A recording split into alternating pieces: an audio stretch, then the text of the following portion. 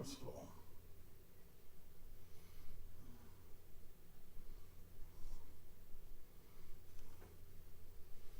In the industry.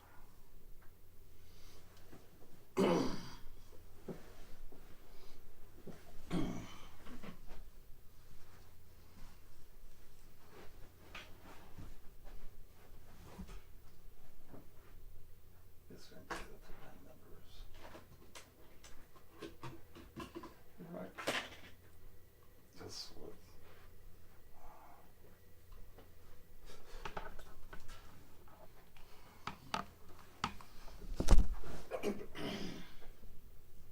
yes.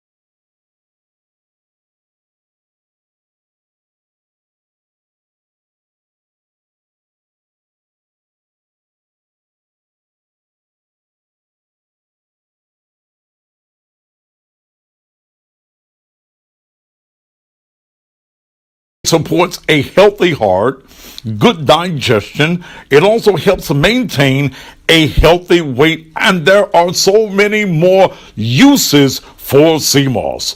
Now, you can order online from Envision Sea Moss. That's right, Envision Sea Moss. Or you probably thought that sea moss only comes in that one bland flavor. Well, Envision has it in natural strawberry, mango, pineapple, elderberry, honey cinnamon, and so many more flavors. Go right now to the website envisionseamoss.com. Envision Sea Moss ships around the world. Have a more healthier you right now. Go to envisionseamoss.com. envisionseamoss.com. envisionseamoss.com. Ferris Media and Marketing, owned by entrepreneurs D. Ferris, brings to you the finest in final tribute and obituary programs. D is known as the obituary queen, and she brings to you the finest in colored printed celebration of life programs with pictures of your loved one and you in whatever design that you can imagine that you will cherish forever. D also owns Alpha Omega Monuments and can provide for your family all types of headstones, flat, stand-up, double headstones, even headstones with your loved one's picture. Whatever your printing need, Ferris Media and Marketing can provide it for you. Give her a call at 901-921-0110. Even if you need business cards, logos, or contracts, 901-921-0110.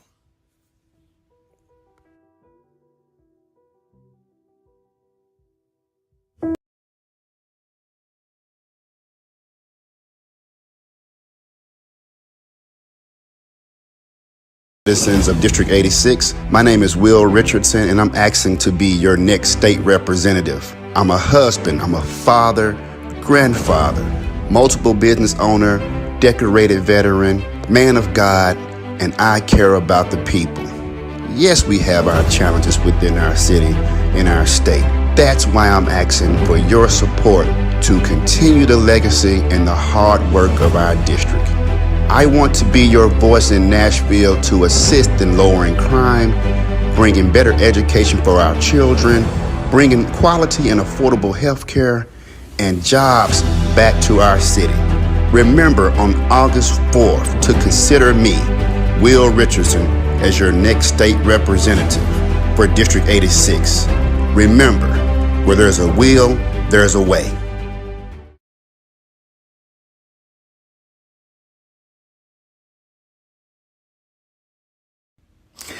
This is Thaddeus Matthews. You know, people are always asking me, who do I feel is a great lawyer that can handle their criminal or their civil matters? And I always have to recommend my lawyer of over 25 years, Joe Osment. Now I want to recommend my friend and my lawyer, Joe Osment, for Criminal Court Judge Division 2. Joe Osment has been practicing law for 30 years. Joe Osment is a man of honor, a man of integrity, a man that if you, your family, or your friends have to stand in front of him, you know whether you're the victim or the defendant, the courtroom of Joe Osment is about justice and fairness for all. Joe Osment is committed to helping find solutions in the community and to making the right decisions in the courtroom regarding those that can be saved and those that should be incarcerated to save others. Vote Joe Osment, Criminal Court Judge Division 2.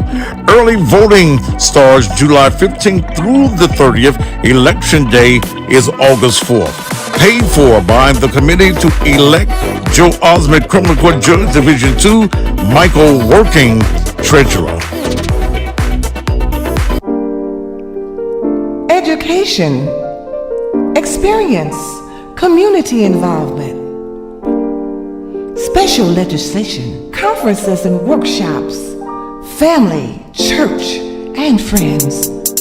Honesty, integrity, accessibility, what Barbara Cooper brings to you and me. She'll take a stand, together we can win again.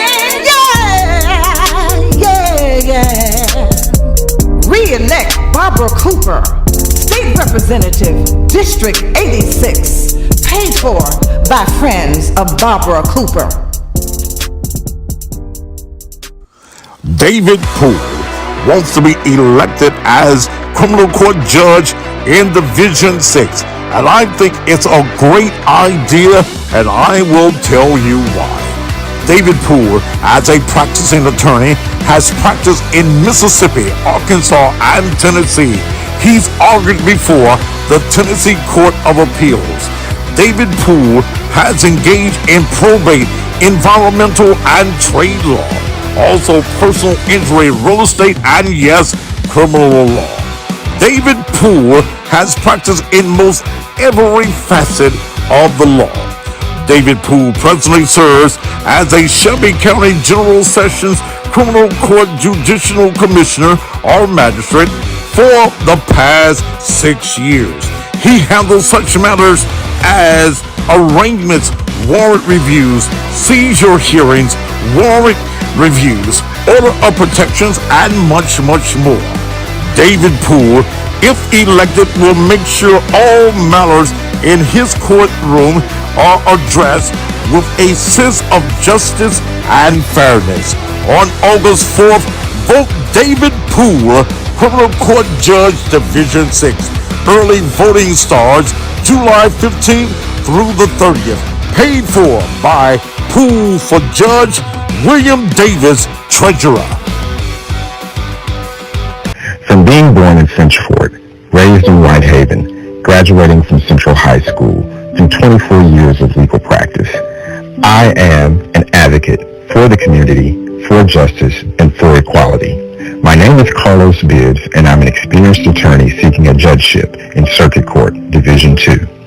Circuit Court deals with business issues, divorces, medical malpractice, and name changes, just to list a few. It's important to have experienced advocates in our courtrooms, from the counsel table to the bench. As your next Circuit Court judge, I will treat each litigant fairly and with respect from beginning to end. I ask each of you for your support and your vote, because together we can bring about justice and equality in our community.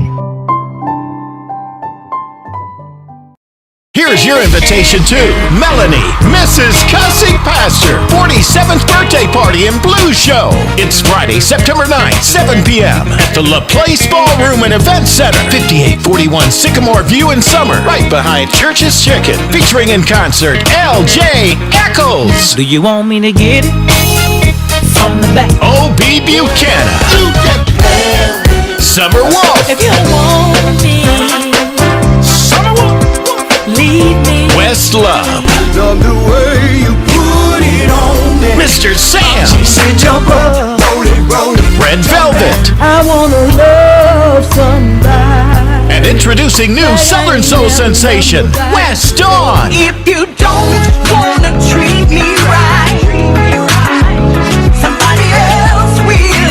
It's Melanie, Mrs. Cussing Pastor's 47th birthday party and blues show. Friday, September 9th at the La Place Ballroom and Event Center. Tickets are $40 in advance, $50 at the door. VIP, $65 per seat at a table of 9 or a whole table for $500.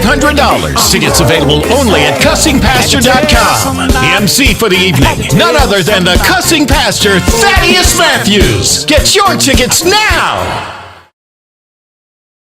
The one that will inform you about all those jokers that are doing wrong. You cross the line and then it's on. Sometimes the other news don't get it right. They don't get it right. That it does his homework every night. What? Local news, world news, national news, he's gonna keep it tight. For the people he will fight.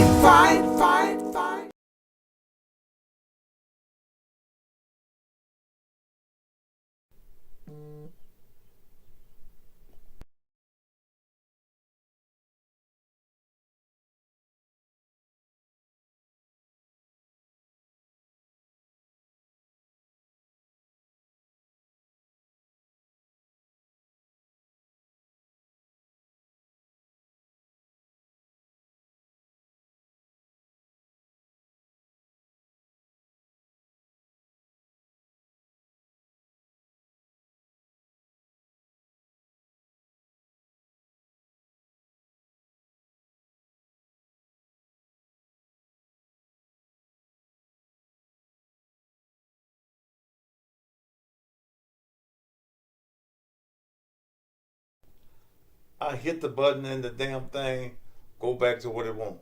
It's not safe. Let me just say that. This evening is not safe. If you have a problem with the truth, how I deliver the truth, you don't like cussing, you don't like me, then leave. That is very simple. You should have sound right now. Okay? It's not safe on this evening. I am going to step on some toes. And I really don't give a fuck. Let me share something with you. As I'm a talk show host, not an ass kisser. I'm not here to decorate the truth, sprinkle some sugar on some shit. I'm here to tell it just like it is. Whoever it hits. Whoever. I have no dog in the fight of Bobby Ojay. This is my last show on the Bobby Ojay situation. My very last show. I'm tired of it. It's been good for numbers. It's been good for ratings. And when folks say that you do it for numbers and for ratings, you motherfucking right. I am here. Okay? I'm in here. These shows are about money. I'm on my mediums for money.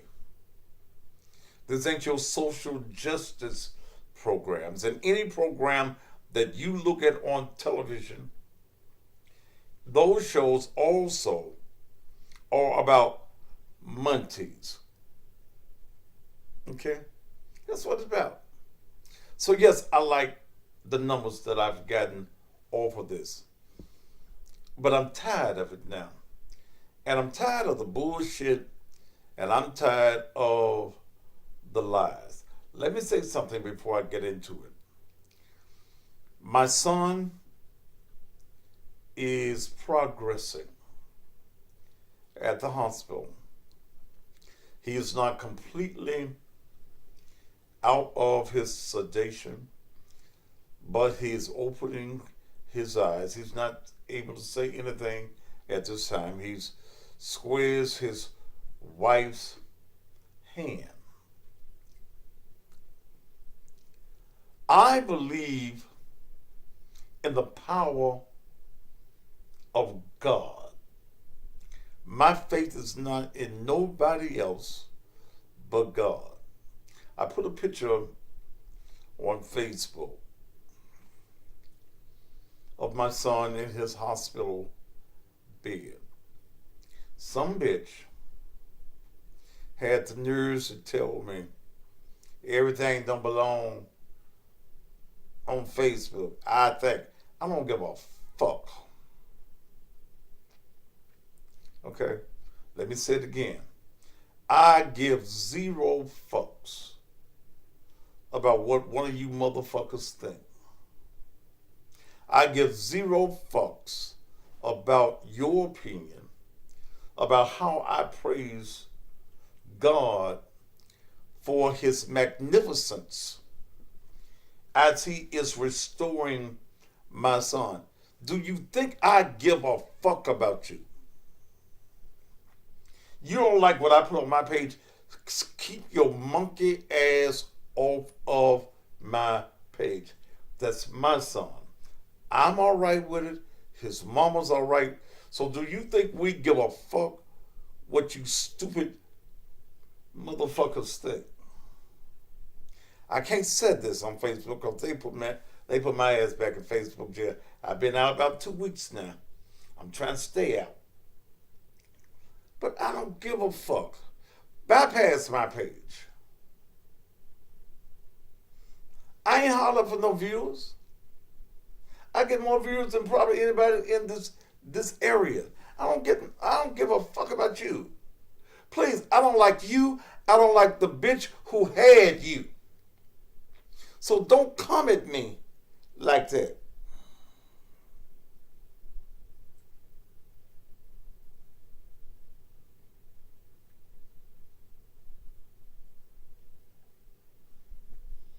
Common Cribs, I don't know what you meant. I don't like it, so you gone. I don't care about you. You don't like what I say. It's like with this show. You don't like it? I don't give a fuck if you don't watch. Because thousands of others will. But I just block you on Facebook because I can't cuss your monkey asses out.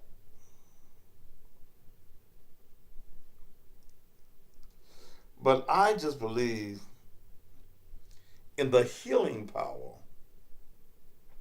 of God. I'm a man of faith. His mother is a woman of faith, brother. I took the pictures. We were on, what you call it, thing on the phone, the film thing, Facebook Live or whatever it was.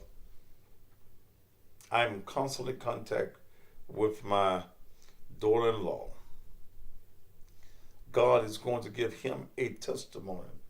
And while God gives him a testimony, he gives me and his mother a testimony on how you can't beat God given. And that even means in giving back life and in giving back health. So for all of you who have been praying for my son and sending me words of concern, thank you. And the rest of you motherfuckers, fuck you. I don't give a fuck about you and your grandmammas and your ancestors that was on the motherfucking slave ship coming from Africa. I don't give a fuck about none of you motherfuckers. Amen. Now, I'm finished with that. I have been interviewing folk for 42 years. Last night's interview with Shandy LaSure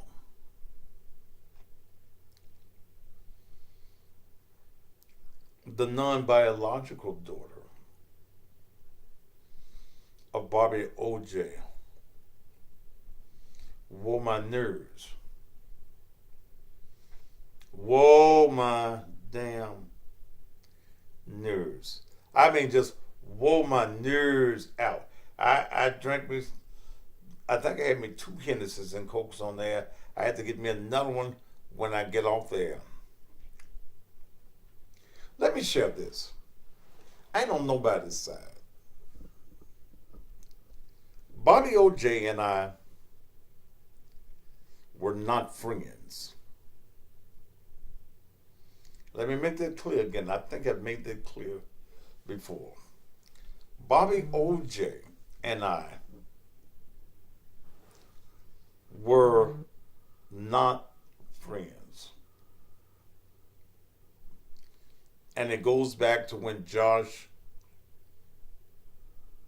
was in high school and he got into it with my ex-wife's, one of my ex-wife's sons.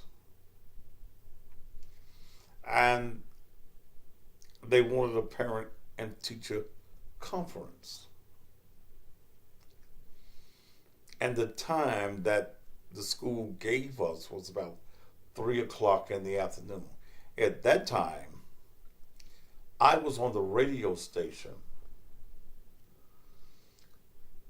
on another radio station, doing my talk show.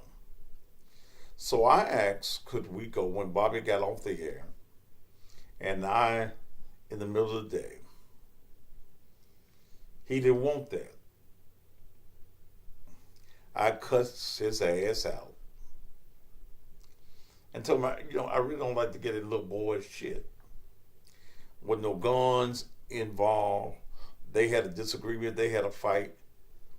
Let us as grown men stay the fuck out of it. He didn't like what I said, and I told Bobby way back then, fuck you.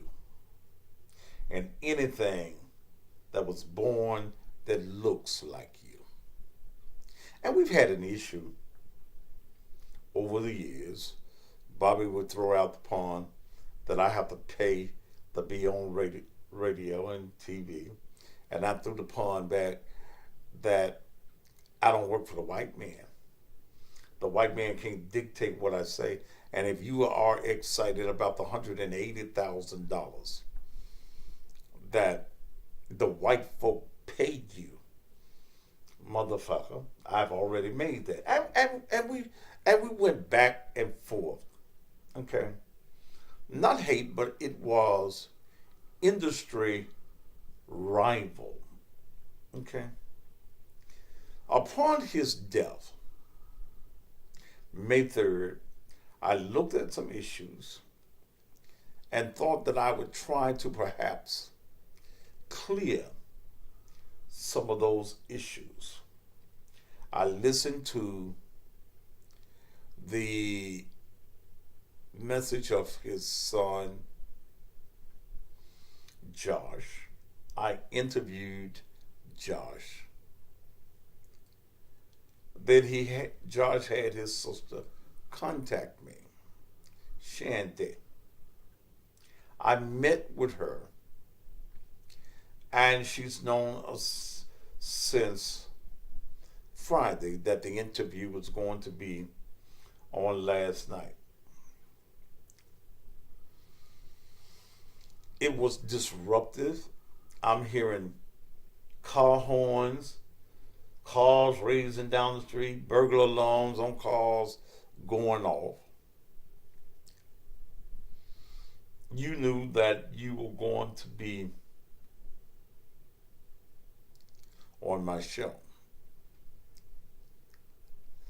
But as I listened to her, and again, I ain't got no dog in the fight. I be looking for honesty. I be looking for the truth. She didn't know she was going to be rude to though. Okay. That's all I look for. And when you stretch the truth with me once, I have a tendency to not believe the rest of the story.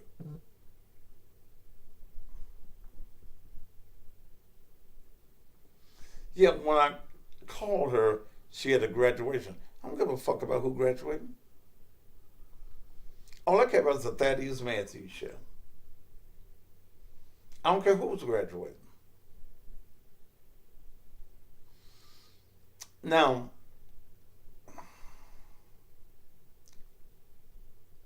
let me clear up some things tonight. I spent about an hour this morning on the phone speaking to an individual whose name I'm not going to call,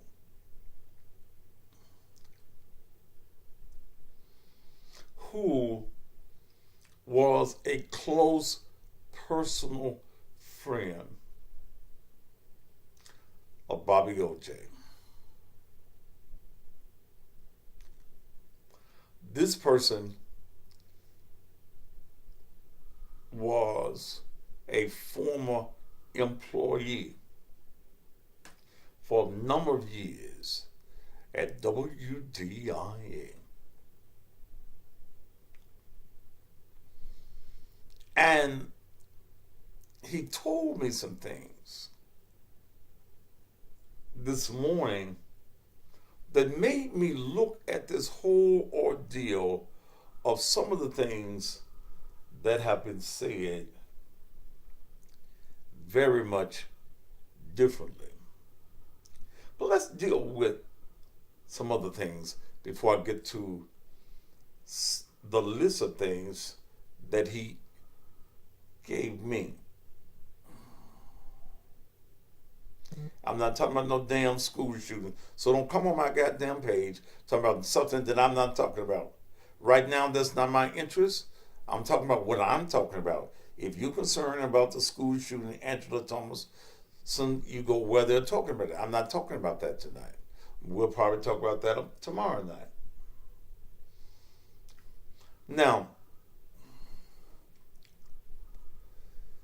when I ask a question, I look for an answer.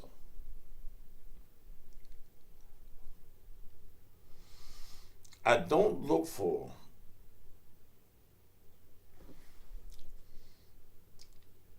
you evading my question and taking me somewhere else. That bothers me.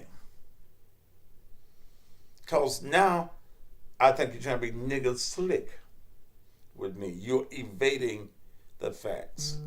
I deal only in facts, not conjecture, not what you heard. In my meeting with her on Friday at a restaurant in Midtown,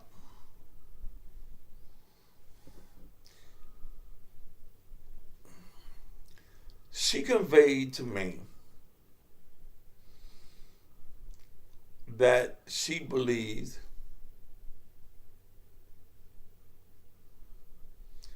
that her daddy was cremated and that he was not in the casket and that they loaded the casket with something that would weigh the casket down.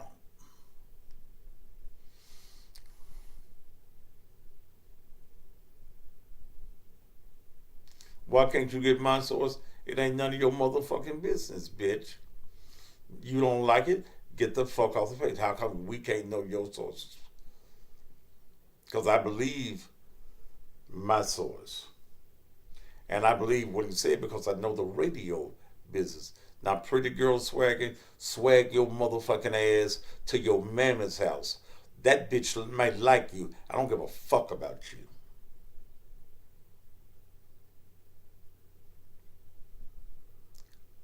Now, and when I give you these facts, you say, oh, it does make sense. First of all, what makes you think that your daddy was not in the casket? You couldn't give me facts.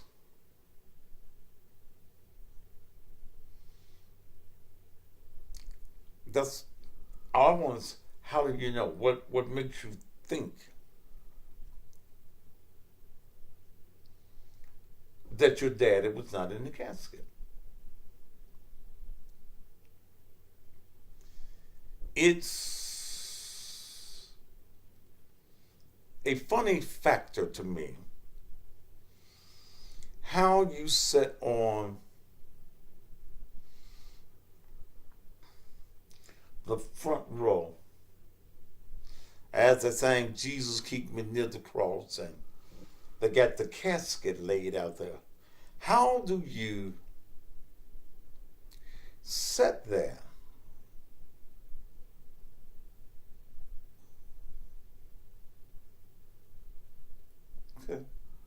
how do you sit there thinking that your dad ain't in the casket? And you don't say, whoa, L. Williams, stop. I need to know if my daddy is in that casket. Now, there was a private funeral in Batesville that she did not attend, that people that were close to Bobby and his wife, including my source, was able to see Bobby in the casket. Her statement was that she had to fly back to, I guess, Miami and then come back. But there's a way that I've sat on the front row with tears rolling down my face, and I can't see my daddy. If I think my daddy ain't in, open that motherfucker up. We Candy girl, don't ask me no motherfucking questions. Listen, goddammit.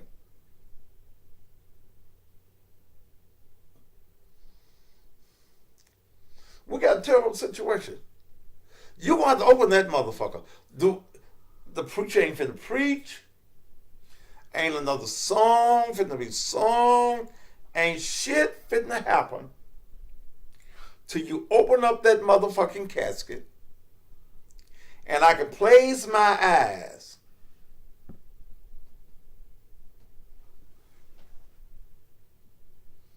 yeah, he sure do look natural.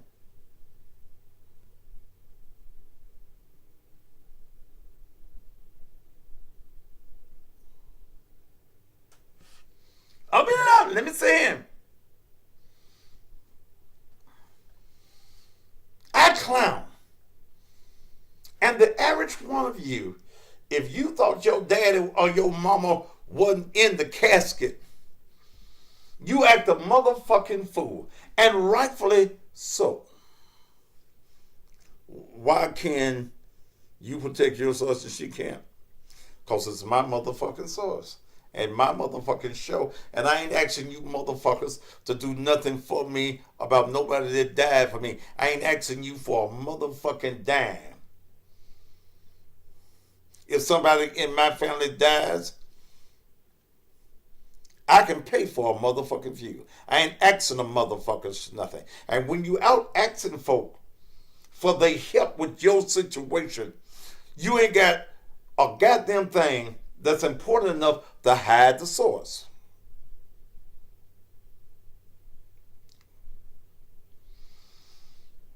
So, I gotta know. But what broke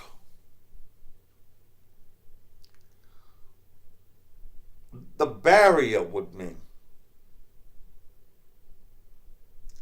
Well, I asked a question.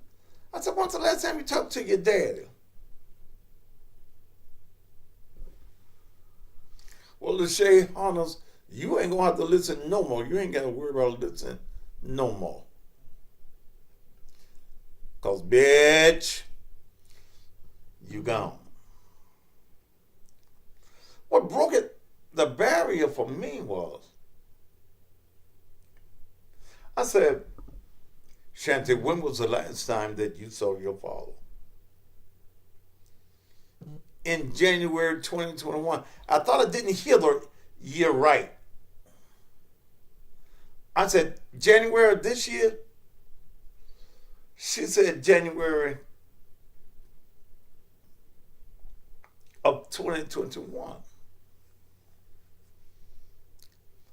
So wait a minute now. You ain't talked to your daddy in a year and a half.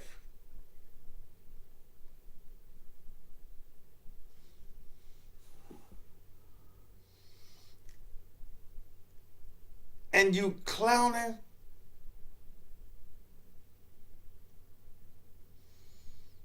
about the dead daddy, and you don't give a fuck about your live daddy.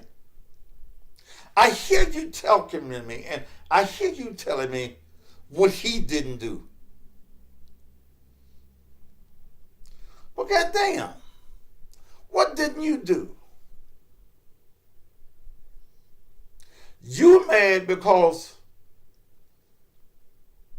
you didn't get no money to send your bags to flight school?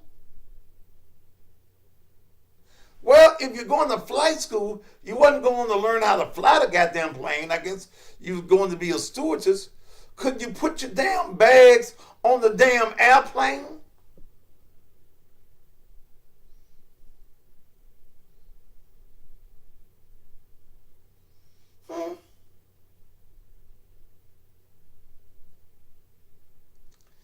You didn't get the money to get your car towed. So you have a disagreement with your father for a year and a half because he didn't send you no money to get your bags, send your bags to flight school, and not get your car towed. You grown motherfucker. With a pussy. See, you mean to tell me that your pussy couldn't get your car towed? You mean to tell me that your pussy couldn't get your bags sent wherever the flight school was? Goddamn, check your pussy. Check your pussy. Because if your pussy won't get your car towed and send your bag somewhere, you need to turn your pussy in at the pussy store and get the latest model of pussy, because apparently your pussy is outdated.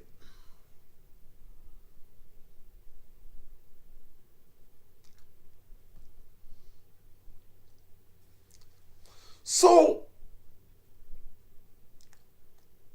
if while I'm living,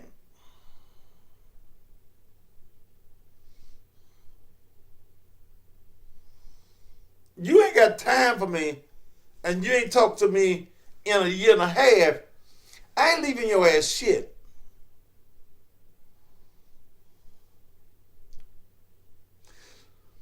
You didn't care for me apparently while I'm alive. And the question becomes, if Bobby had not died May 3rd, you probably wouldn't be talking to him now. Lord have mercy.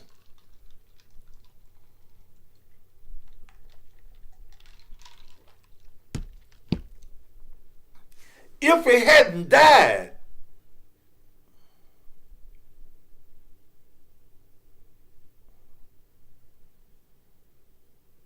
if you had died, here's somebody, you don't have nothing to look at my backdrop. My backdrop is a green screen. And bitch, if you had something other than Instagram, you could see what a green screen is. You McDonald eating or not putting the salt on the fries, motherfucker. You see.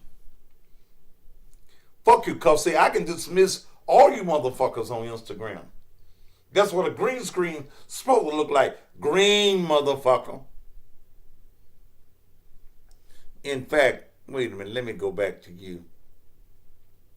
Grand lady, bitch, fuck you. And the dog that fucked your mama and made you.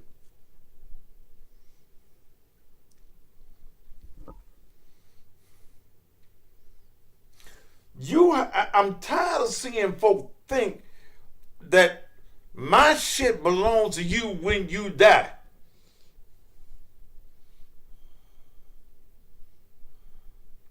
Y'all just like the prodigal son.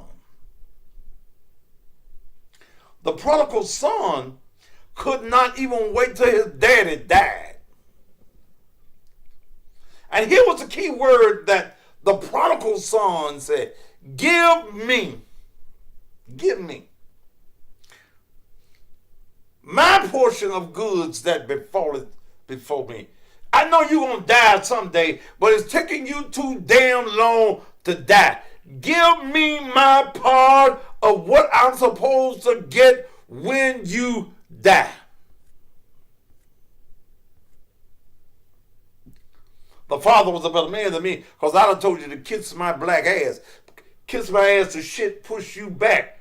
Motherfucker, get out of my face.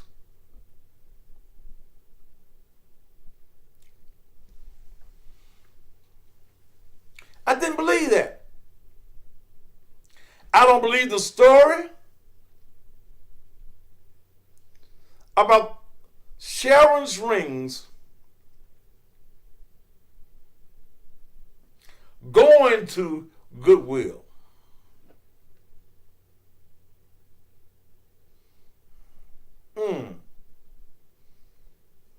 Damn, I got it on good knowledge today that when Sharon died, Bobby gave you $10,000. If I'm lying, call me and tell me I'm a lie.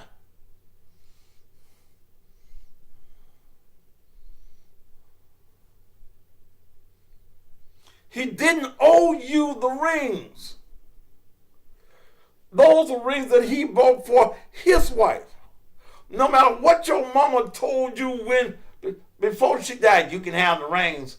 It's Bobby's choice. Your mama wasn't here to give you damn ring. It was Bobby's choice. I didn't believe that. You lost me on that one. Then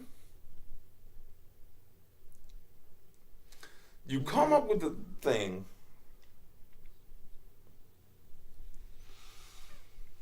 that Sunday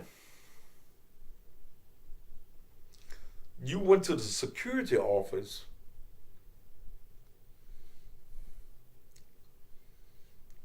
and the security company that does the security, not for DIA, but for every office at 2600 Thousand Oaks Boulevard.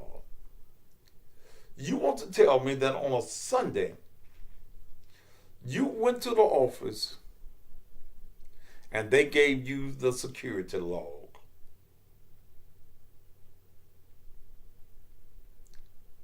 I don't believe that.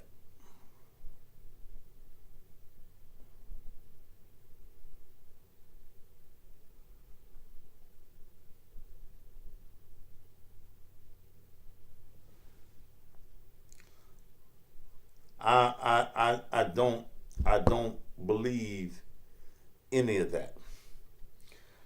I don't believe that a security company on a Sunday would open up their office and give you the logs from May 3rd.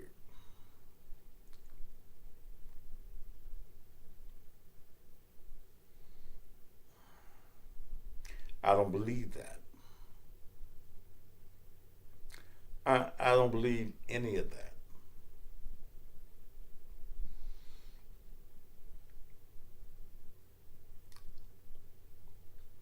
When you start talking about the house that your father lived in, it's his house.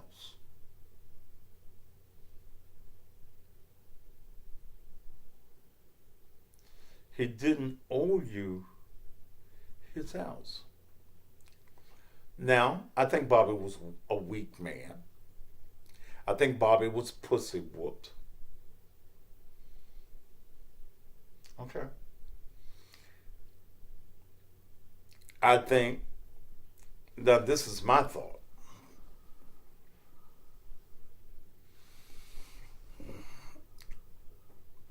The doctors say that Bobby died of a heart attack.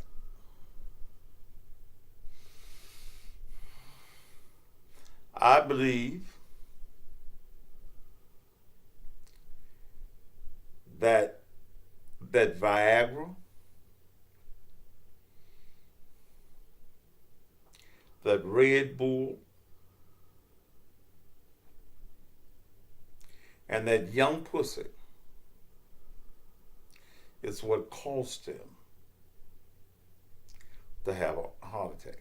6'8", blue pill, Red Bull, young pussy, too much. That's the reason I made a post about it. I got a young wife. Mine's ain't but 19 years younger than me. I fucks in moderation. I don't care how good the pussy is.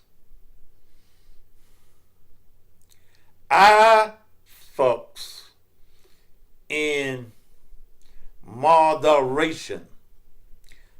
When I was a young man, I could fuck 4 times a day. 3, 4 times a week. I understand I got congestive heart failure.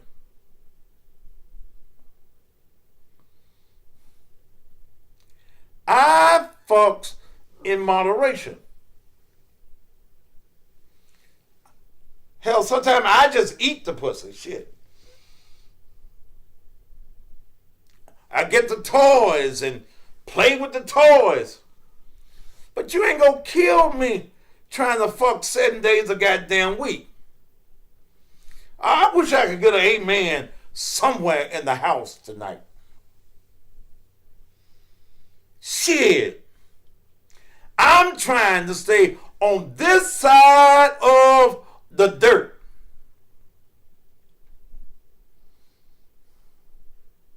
I don't care how good my wife's pussy happens to be. I can't give it to your goddamn ass every day now. I'm 65 years old. And any motherfucking man that 65 years old tell you he fucking like he did when he was 20 years old, telling you a motherfucking lie. And I know I'm good. And I know I eat pussy well. Pretty girl swagging, if it's gonna make her cheat, she gonna do that. See, I'm a man, I don't worry about no pussy. I've had enough pussy in my life. I've had more pussy in my life than the average, by accident, than the average man ever gets on purpose. You motherfucker. Bitch, I could fuck you. And bitch, I have you, and like that other bitch, you'll attack me in the motherfucking courtroom because I'm a bad motherfucker. I make bitches fight, want to jump me in the goddamn courtroom in front of the motherfucking judge. Fuck you, bitch. I'll have you sucking my dick and standing up on Sunday morning and when the testimony time comes and said, first give it unto the God. I was sucking Pastor Matthew's dick, and it's the best dick I done ever sucked in my life. Hallelujah. Shabba-dabba-doo, oh, glory. Motherfucker.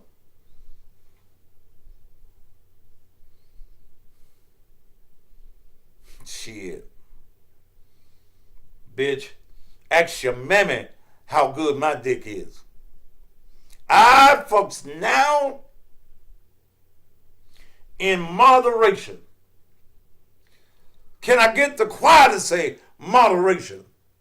Missionaries, moderation. You got to know when it's time to slow the fuck down. You get these young girls, and you ain't used to good pussy. These young girls got parts of their pussy that they don't even know they got yet. That's what happened to Bobby. That girl is from North Memphis, where I grew up at, in New Chicago. Them motherfuckers will make you go blind with the pussy that they have in New Chicago. Shit. Yeah, moderation. Bobby was in love with Sharon. He was a loner. He didn't like to go to a lot of places. And Kim was stalking him.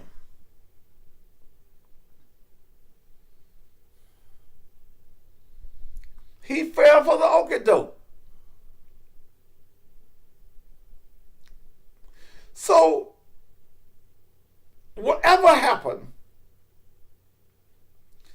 with Karen and him is his, not Karen, what's her name? Kim, it's his fault. It's his fault. If she made a fool out of Bobby, it was his fault. The pussy was good. I ain't mad at him for the good pussy. He was getting some good young pussy, and she was putting that boho grind on him. Sitting down on his dick, grinding and wiggling, looking at him and looking in his eyes. Ain't this some good pussy? Yeah. Bobby, tell me this some good pussy. Yes! Scream my name, Bobby. Kim! Say it louder. Kim! Oh, you don't mean it. Kim!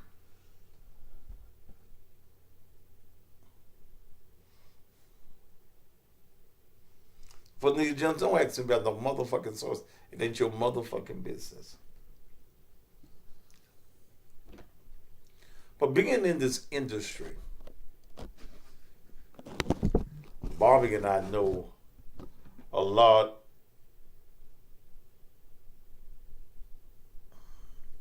of the same people.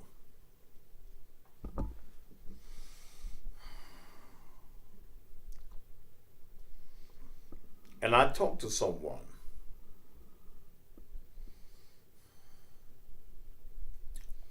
that has known him ever since day one at WTIA. They'll never let me say it like that.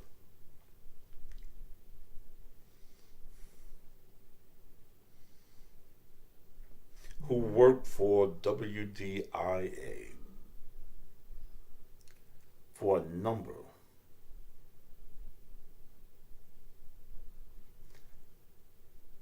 you really ought to be shaming yourself to say something like that. Where's your proof? Like, I don't have to give you shit. This is my show. Anthony Vassell. In fact, shit, Batman.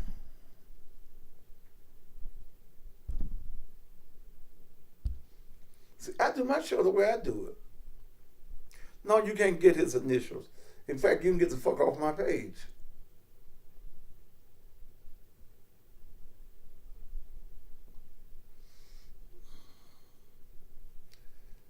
WDIA. But they don't need me on there but one morning. I kill them motherfuckers. Cause Pastor Wadham can't do it. And them folk y'all had last week, they ain't it.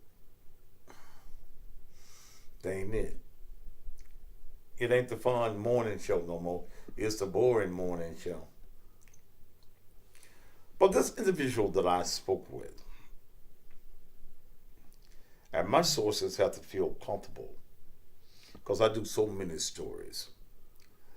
My sources have to feel comfortable in talking to me. And this gentleman and I have known each other down through broadcasting years. And he explained some things to me today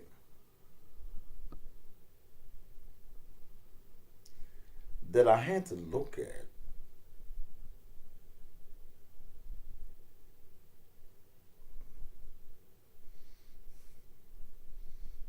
I had to look at. The first issue was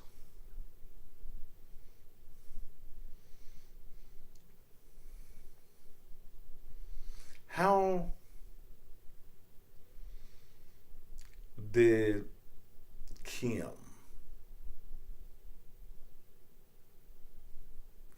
get into AM 1070 WTIA? How did she get in there? Well, I'm told from this source that also spoke to Kim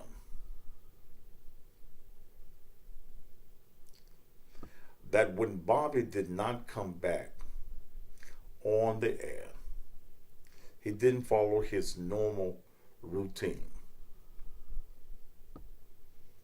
The normal routine was when they went to the 8:50 break, that he go get him some coffee and some things of that nature. The station is automated, which means the commercials, the liners, and the music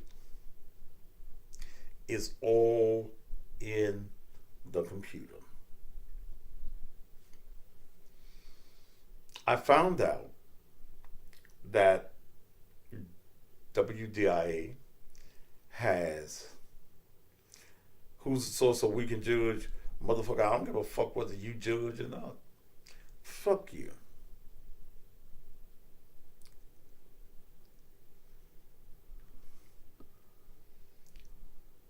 I'm told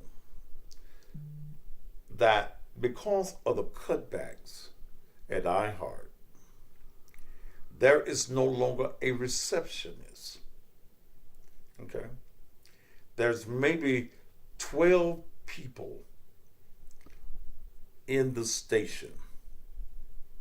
Okay? 12 people in the station. I'm told that when Kim first Miss Bobby on there, she called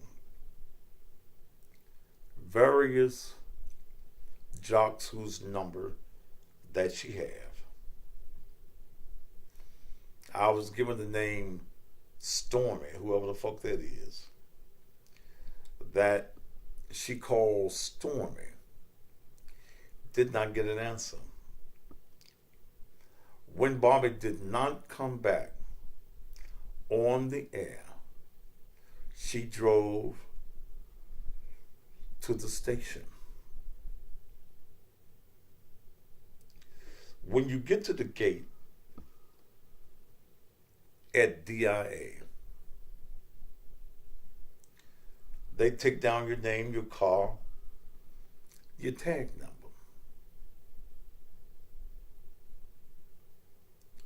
She went in. The station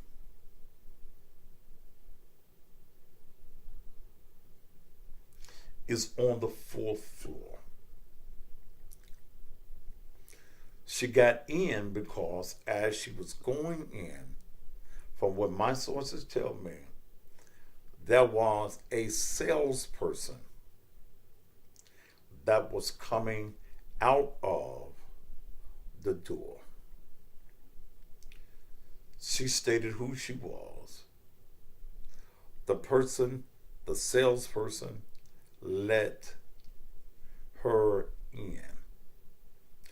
She went to the 4th floor. The sales team and some management were in a meeting. She went into the studio that, now that I know, has no windows. Okay? That studio that you all see in pictures, they have built new studios. So Bobby was in a studio all by himself. I'm told that she immediately started the hollering, that salespeople that knew CPR, they came and tried to administer CPR. I'm also told, I don't know about no goddamn camera footages, and it might not be no cameras in there. I don't know. I'm also told that when they left the hospital, the ambulance, She did not want to go to St. Francis.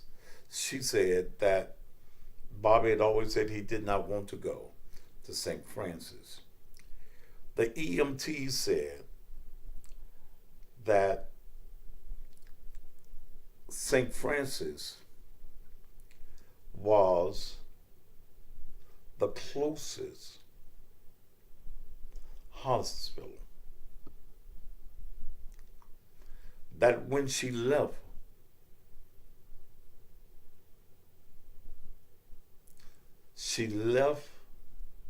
in a car with a salesperson that followed the ambulance.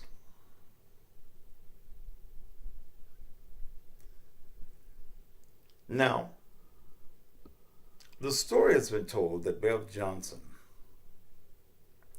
was the one. We found out through the hospital information, and she states that she was the one that found her husband.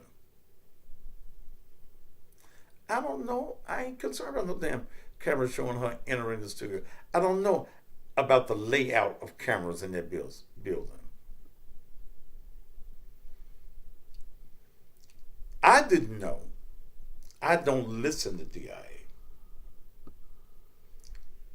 That Bev does not go on the air until 11 o'clock. I'm told by this employee, former employee of the station, that Bev saw him up why I didn't want him to go. Okay, Dooney, you asking me too many goddamn questions back.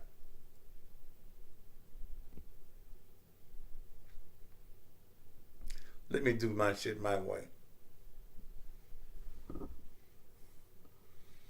Bev does not get into the station. The show's 11.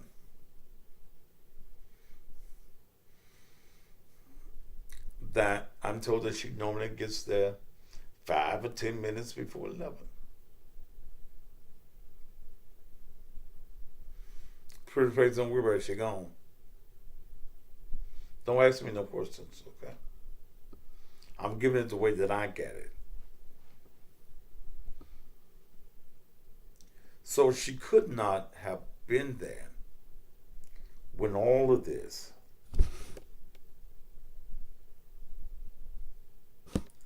Pastor hate everybody that made it. Well, you must be made it because I hate you and you gone. Okay. Where all the evidence that you recorded, the conversation between you and the source? Why are you worried about the source, man? See, the only thing that matters to me about the source is I believe the source. Because it makes sense to me.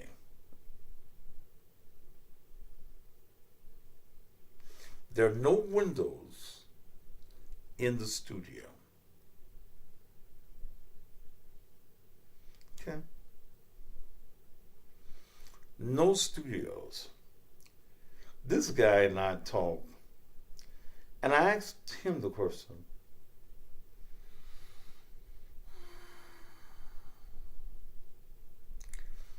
why do you think Bobby bought a house for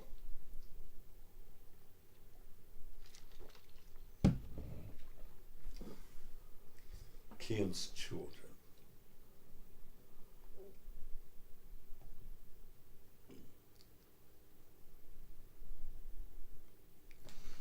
He said that he had a very long talk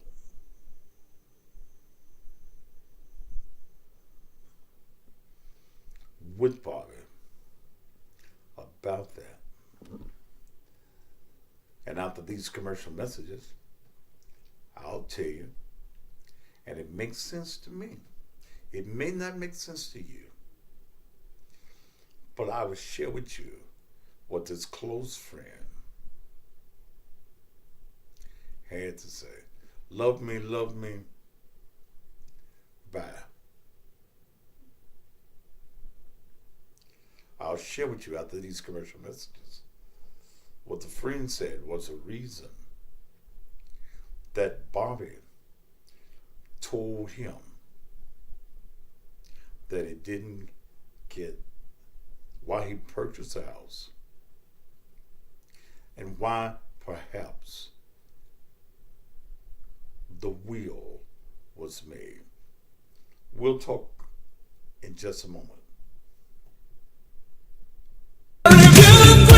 You can be that special queen or king and get on board the Cussing Pastor Blues Cruise. November 10th through November 14th. The cruise will leave sunny Miami and head straight to the Bahamas. Stopping first at the beautiful private island of Half Moon Key, where you'll spend a day there on soft white sand beaches while enjoying water sports, boat trips, swimming, a straw market, horseback riding on the beach, a salon, delicious food and drinks, and more. Then it's off to funky Nassau. All you need to take the cruise is a birth certificate, driver's license, or a state ID. A passport is not necessary, but you must be vaccinated. You can enjoy the cruise with a balcony for $982. That's for 2 persons in a room. If you want an ocean view room, it's $732. Or a room with no view is $661. Hurry and book your cruise today. Here's the booking code. X61MT1. That's X as in X-ray. The number 61MT1. Pick up your phone now and make a $100 deposit. Call 800-819-3902. That's 800-819-3902. Extension 85462. And speak to Natasha Links. Deadline to pay your trip in full is August 27th. Come on and cruise with the Cussing Pastor on Thaddeus Matthews' Cussing Pastor Blues Cruise. November 10th through November 14th. Hello, I'm Judge Betty Thomas Moore. I have had the honor and the privilege to serve as your judge in Division 5 of General Sessions Civil Court for the past 16 years. I made history as the first elected female judge of the Shelby County General Sessions Civil Court. I dispose of thousands of cases making impartial and just decisions. I am proud to serve Shelby County. Thank you for your vote. Paid for by the Committee to Re-elect Judge Betty Thomas Moore, Alvin Moore, Treasurer. Greetings, citizens of District 86. My name is Will Richardson, and I'm asking to be your next state representative. I'm a husband, I'm a father, grandfather, multiple business owner, decorated veteran, man of God, and I care about the people. Yes, we have our challenges within our city and our state. That's why I'm asking for your support to continue the legacy and the hard work of our district. I want to be your voice in Nashville to assist in lowering crime, bringing better education for our children, bringing quality and affordable health care and jobs back to our city. Remember on August 4th to consider me, Will Richardson, as your next state representative for District 86. Remember, where there's a will, there's a way. This is Thaddeus Matthews. You know, people are always asking me, who do I feel is a great lawyer that can handle their criminal or their civil matters? And I always have to recommend my lawyer of over 25 years, Joe Osment. Now I want to recommend my friend and my lawyer, Joe Osment, for Criminal Court Judge Division 2. Joe Osment has been practicing law for 30 years. Joe Osment is a man of honor, a man of integrity, a man that if you, your family, or your friends have to stand in front of him, you know whether you're the victim or the defendant, the courtroom of Joe Osment is about justice and fairness for all. Joe Osment is committed to helping find solutions in the community and to making the right decisions in the courtroom regarding those that can be saved and those that should be incarcerated to save others. Vote Joe Osment, Criminal Court Judge Division 2. Early voting starts July 15th through the 30th. Election day is August 4th. Paid for by the Committee to Elect Joe Osment, Criminal Court Judge Division 2, Michael Working, Treasurer. Being born in Finchford, raised in Whitehaven, graduating from Central High School through 24 years of legal practice, I am an advocate for the community, for justice, and for equality. My name is Carlos Bibbs, and I'm an experienced attorney seeking a judgeship in Circuit Court, Division 2. Circuit Court deals with business issues, divorces, medical malpractice, and name changes, just to list a few. It's important to have experienced advocates in our courtrooms, from the counsel table to the bench. As your next Circuit Court judge, I will treat each litigant fairly and with respect from beginning to end.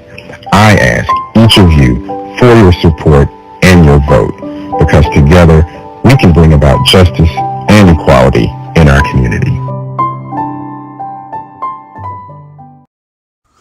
David Poole wants to be elected as criminal court judge in Division 6. And I think it's a great idea, and I will tell you why. David Poole, as a practicing attorney, has practiced in Mississippi, Arkansas, and Tennessee. He's argued before the Tennessee Court of Appeals. David Poole has engaged in probate, environmental, and trade law. Also personal injury, real estate, and yes, criminal law. David Poole has practiced in most every facet of the law. David Poole presently serves as a Shelby County General Sessions Criminal Court Judicial Commissioner or Magistrate for the past 6 years. He handles such matters as arraignments, warrant reviews, seizure hearings, warrant reviews, order of protections, and much, much more. David Poole, if elected, will make sure all matters in his courtroom are addressed with a sense of justice and fairness. On August 4th, vote David Poole, Criminal Court Judge, Division 6. Early voting starts July 15th through the 30th. Paid for by Poole for Judge, William Davis, Treasurer.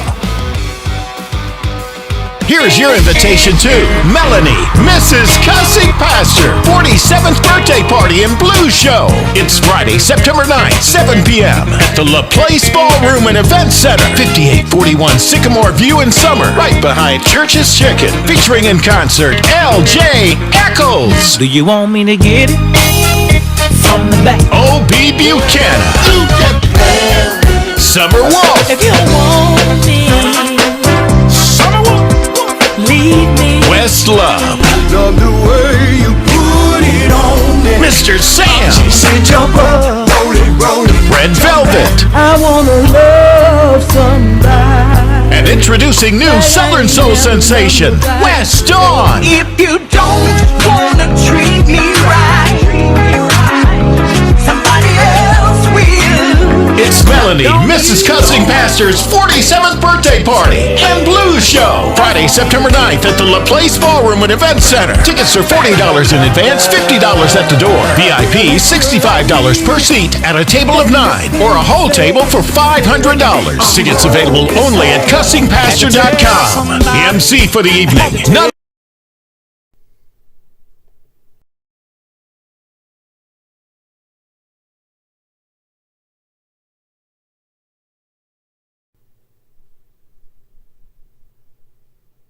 All right, I'm back. Thank you. Okay, I have to get these commercials in. That's the Montees.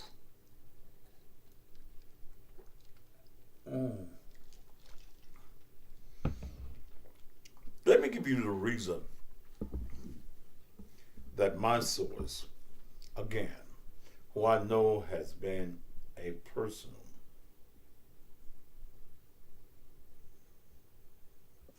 I'm not talking about 40 Love, so you just, when I see you mention something that I'm not talking about, you're going from my page. Okay? And I listened to what this gentleman said concerning why he bought the house with the kids. There was even a point that before the marriage, that Kim lived in the house with the kids. There were some issues with the daughter. The son had a basketball scholarship. Fucked it up. He said in his conversation with Bobby that he had raised children and didn't want to raise any more children. And that was a young woman. He's talking about the daughter. That was a young woman. He didn't want this daughter to be in the house. And I can feel that.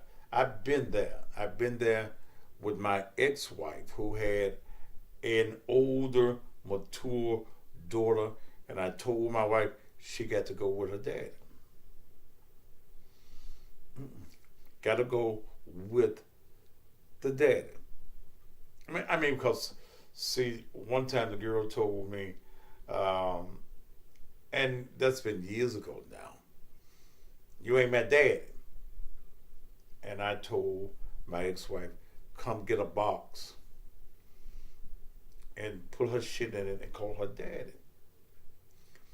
Don't get in a suitcase, because suitcases are made for traveling. That means you're coming back. Boxes are made for moving. Okay. So I understand that particular concept. You're already marrying a young woman. You don't want her young daughter in the house.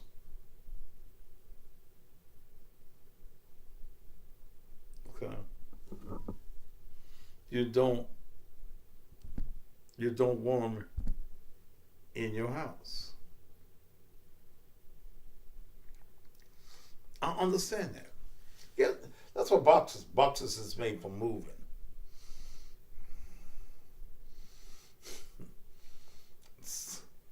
Yeah. Suitcases made for traveling. That means your ass may be coming back. So is it not hard to understand that when blocking shows weakness, Pastor? Well, let me show you how weak I am. See? Okay. And the average man, especially the average successful man,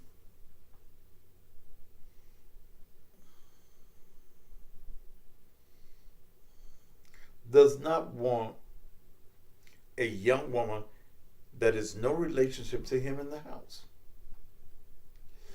Because, and here's one of the problems that they bring on. I want this, that, and other.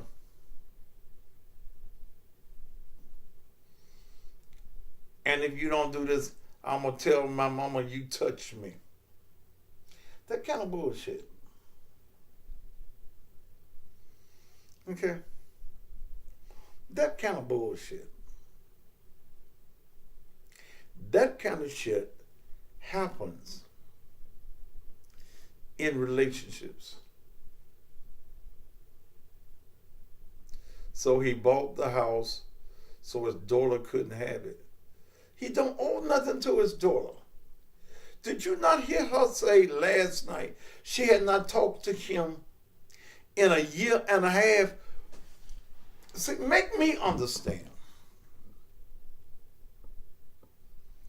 Make me understand why I'm supposed to give you shit and you ain't called me how you doing in a year and a half. Please, I don't owe you shit.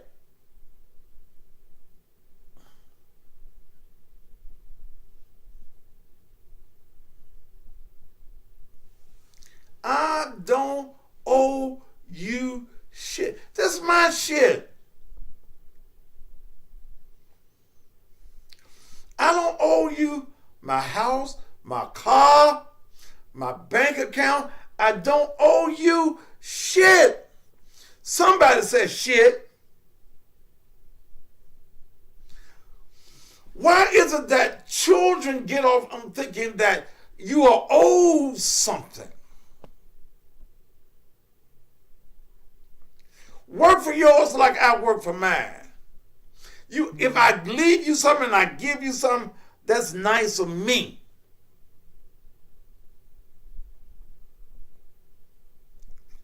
But I don't owe you doo-doo.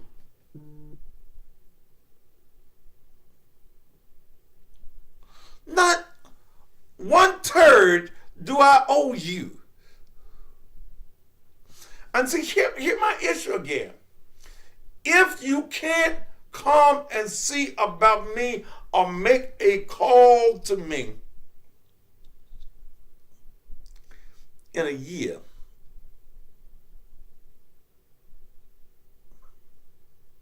and a half,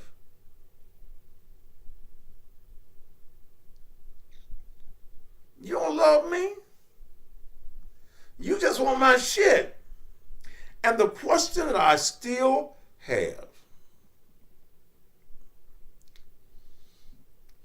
if Bobby was still alive, would these children be concerned? Then I found it odd. You set up a GoFundMe.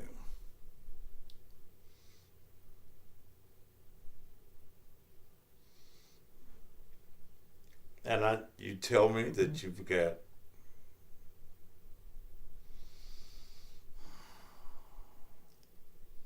a writing expert. And yes, the handwriters do look different. But you got to prove it. You can't prove it with Facebook Lives and just talking about it. And when you got 4 or 5 people, grown people,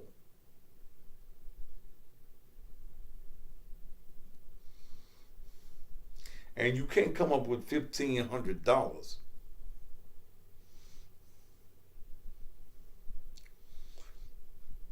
I question your sincerity. How can 4 or 5 grown people not come up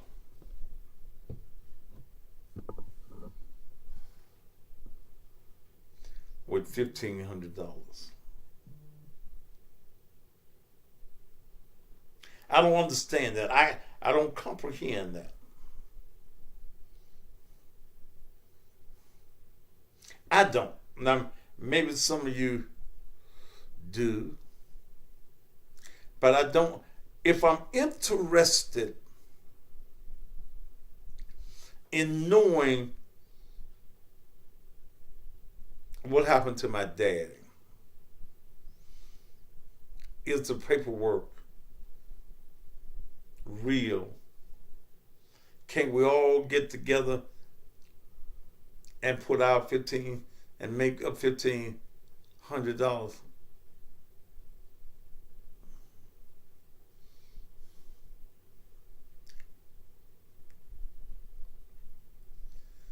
Something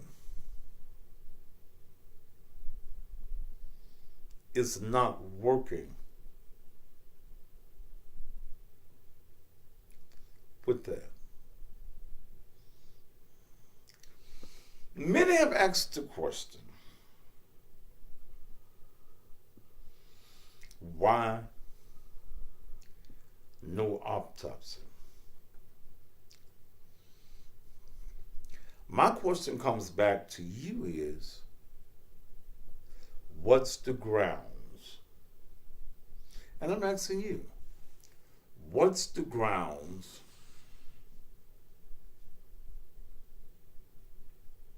for an autopsy?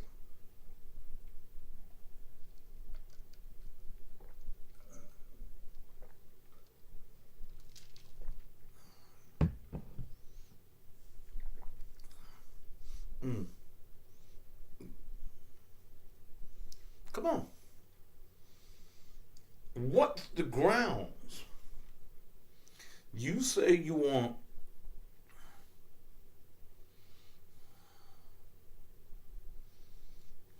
sudden death. You sound like a fool. Most deaths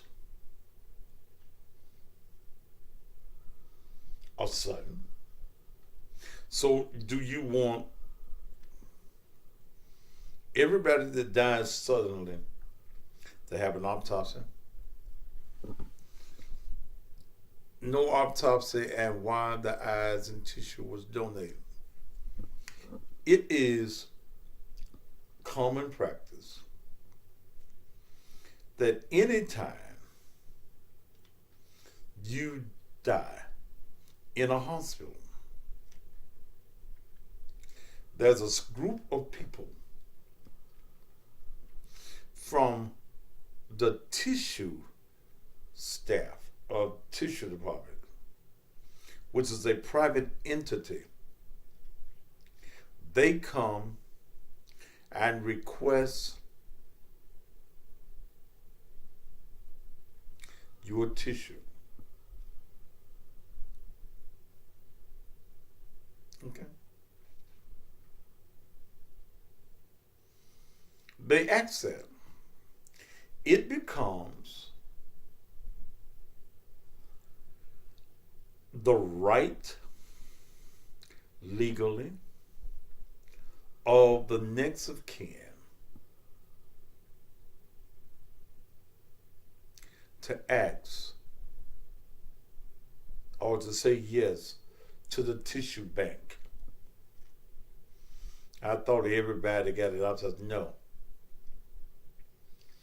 Autopsies are mandatory in homicide.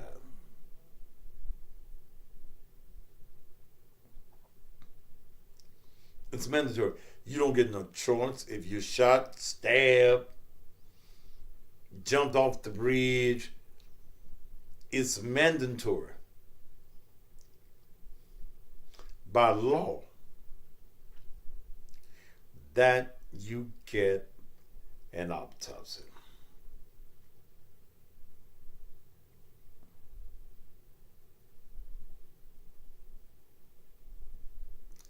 Him being embalmed so fast got me. That's stupid. What do you mean so fast? See, I don't understand when you say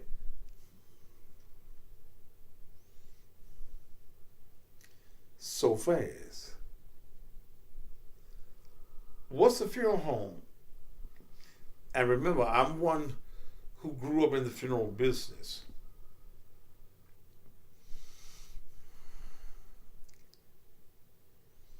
No funeral home waits no 2 or 3 days to embalm you. Every funeral home, as soon as a body arrives in the morgue of a funeral home, the body is embalmed. That's a job of the mortician. That's a job of the embalmer, to embalm bodies. He get paid to embalm the body.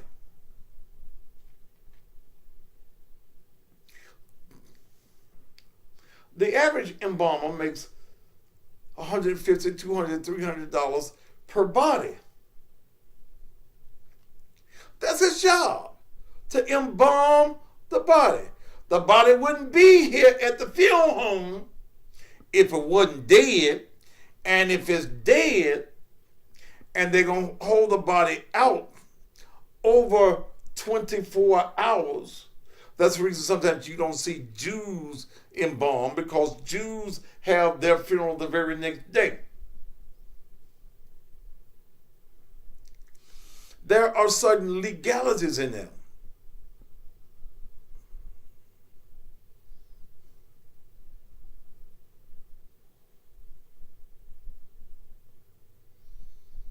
In a little country funeral home like that, coolest, it ain't an NJ Ford or Serenity or EH Ford where you get 20, 30, and 40 bodies a week.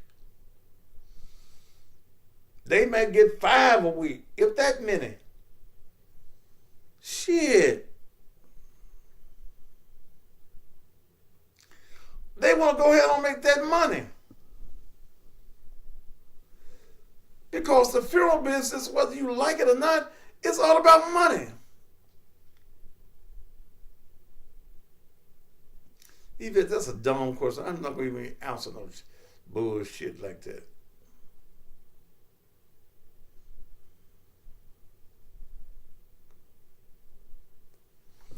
And then a lot of funeral homes here in Memphis, because a lot of times families change their minds.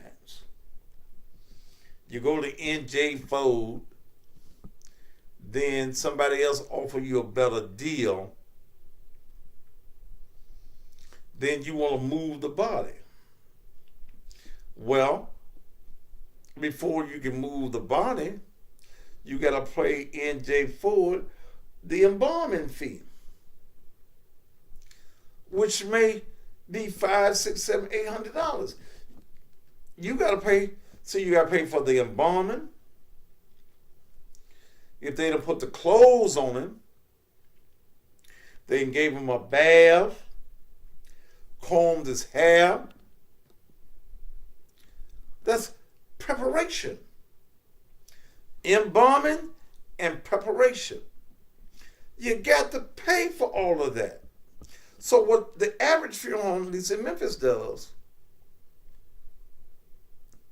when you get that body in, we know even if this family come back and said they want to go to XYZ funeral home, we gonna get this money out of them because we done already. Plus you got to pick up, you got to add in, we picked the body up. He didn't walk to the hearse. So since he didn't walk to the hearse, you know, he got to pay for the ride.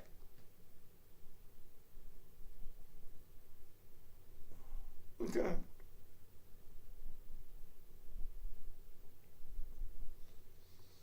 There are people who have a funeral and then they're cremated. Let me tell you what happens in that.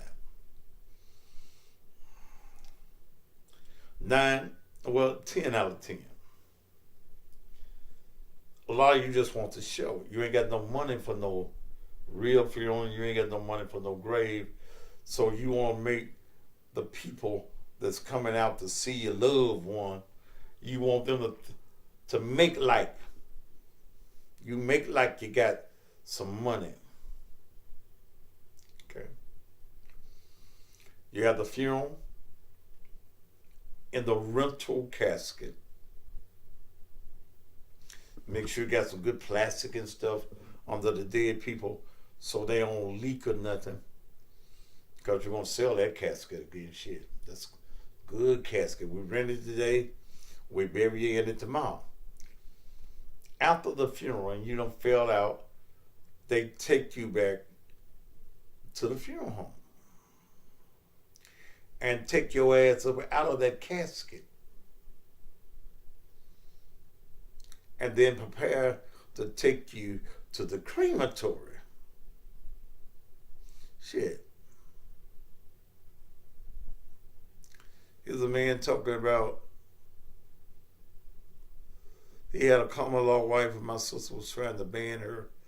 Maybe talk to me. Let me talk to you because I've been reading your shit. Your shit just sounding interesting to me. Please come talk to me because I've been reading your shit.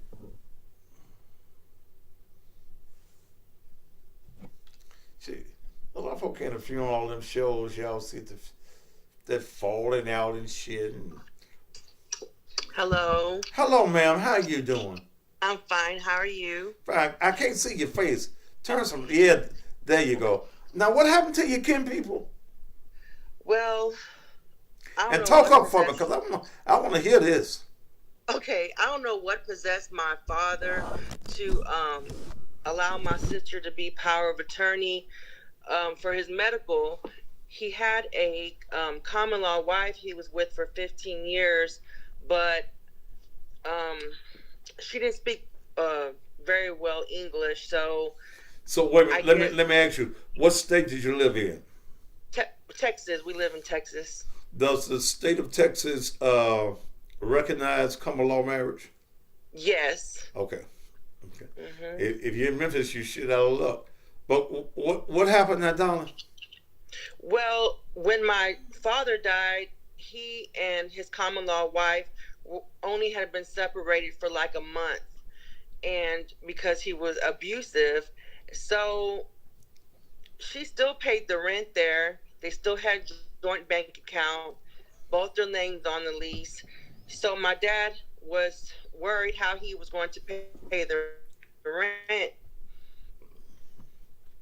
and he already had heart problems, on dialysis, and so he died in the hospital. But meanwhile, his two sisters are there. She was, like I said, my sister was a POA of his medical. So the doctors asked her, what does she want to do? Because they had to resuscitate twice. And she said, take him off the vent. Okay. So she made that decision without even speaking to me or my other sister. And his sisters were in the room when he died. And his last words were, he did not want to die. And my sister lives way in Ohio and was ignoring his calls when his last words were he didn't want to die. Yes. I can see that being your last words now, because hell, that'd be mine too. I ain't ready to go. But go ahead on, dog. Yeah. And I felt bad because we were unaware that all that stuff was going on because my dad has never really been around us. But I was the last to help him before my sister stopped talking to me. So she calls him, and then I don't know what she told him. So then that's how he is. That's how he's always been. So I said, well, he'll call me when he gets ready. I did what I could as a daughter, even though he was never there as a father. But I still did what was right when it came to taking him back and forth to the hospital. Matter of fact, I'm the one that mailed you the gloves and the N95 mask. That's me. I don't know if you remember. So what happened when he died, baby? Oh, when he died, when he died, we found out like 3 or 4 days later. Then he banned his wife. My sister banned her from being part of the funeral, told her do not return back to the apartment and get her own things. So I had to intervene. Take her to the police station, and she was in the middle of getting her citizenship, so she was kind of scared to act on anything. But I read on here that you said, because I ain't got time for the whole story. I need the good parts of the story. Oh yes, you said that your daddy stayed in the morgue how long? From October 2021 to Father's Day weekend, from 2020 to 21, October 2020 to Father's Day weekend 21. That's how long he was in the freezer. How long was that, baby? October, November, December. 8 months. So wait a minute. Your daddy was in the morgue for 8 months? Yes, 8 months. So when did y'all have a funeral? No, we didn't. No, we did not. Y'all didn't have no funeral at all? No. Well, everybody forgot he was dead. In 8 months, everybody forgot he was dead anyway. They probably thought he was still. They probably thought he was still at the house. How come y'all didn't get your daddy out the morgue? Well, I was trying with his. I was the one helping his wife, but my sister she caused a lot of problems with the funeral home over here in Rosharon, and threatened to call the media if they cremated him, which is what his wife wanted, and he wanted too. So wait a minute. In Texas, the common law wife is on the same level as a marriage? Yes. Okay. Did your daddy have some insurance? Yes, he did. So why didn't y'all use your dad's insurance to bury him? Well, the problem was he wanted to be cremated, and she was siding with his sisters, wanted him buried next to his mother. So that was the argument, and we were just basically waiting on the funeral home to take action, because the lady didn't have any money to fight this in court. And like I said, she didn't want any problems. But my sister lost. My sister and my dad's sister lost, because the judge told them that the decision is left up to the common law wife if he does not have a will in place. Don't you all in Texas on the common law, don't you have to go to the courts in Texas to prove common lawship? No. You don't? No. So you can even put people on insurance that you're not married to legally. When y'all got your daddy, you know, he had been in an ice box for 8 months now. Yes. They had to throw your daddy out now. They did. They had to throw your daddy out. Did y'all cremate him? Yes, he was cremated. Y'all let him thaw out a little bit before y'all took him to the fire? Well, I don't know what they did. The funeral director just called and told me he was ready. They put him in a box and some necklaces that I purchased. So he just, Yeah, but your dad, in 8 months, your dad was good and froze. They took him a little while longer to cremate him, because you know, like you put chicken in the oven. You can't put chicken in the oven unless it's thawed out a little bit. Yes. Yeah. Well, your daddy probably had to thaw out a little bit before they put him in the oven. But I was reading on here where you was talking about your daddy had been in the morgue for 8 months. 8 months. Y'all know y'all shouldn't let your daddy stay in that morgue and freeze like that. Right. I mean, it was. You know your daddy had freezer burns, don't you? You ever seen chicken that stay in the ice freezer for too long, and then you pull them out and it's got freezer burns on them? Yes. That's the same way dead people do. Stay in there in all that cold, and then 8 months. 8 months. Y'all let your daddy stay in the deep freeze for 8 months. There was nothing I could do. I mean, I did everything. I even paid for a lot of stuff that I shouldn't have had to pay for, and I even contributed toward his stay in the freezer, because it was just wrong for my sister. Y'all had to pay for him being in the freezer? Yes, they charge. I forgot. I want to say $400 a day over here.